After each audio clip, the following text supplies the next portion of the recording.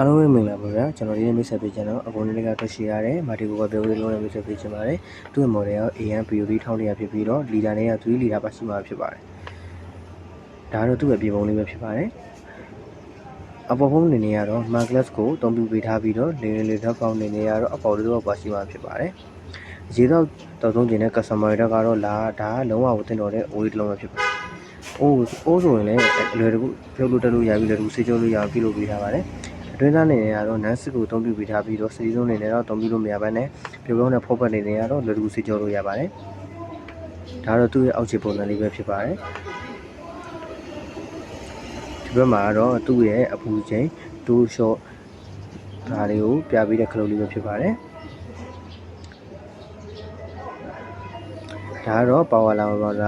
ပြပေးတဲ့မီတီလေးပဲဖြစ်ပါတယ်အရောင်နေနေရတော့နုံးနေရောင်လေးရရှိမှာဖြစ်ပြီးတော့တကယ်လို့ဆက်သွယ်မှယူရင်ကျွန်တော်တို့စိတ်ကစားလမ်းအနေဘလောက်အမှတ်200ကစမိုင်းလေတော့ဒီမှာမှာယူနိုင်ပါတယ်ခင်ဗျာအားလုံးကျေးဇူးတင်ပါတယ်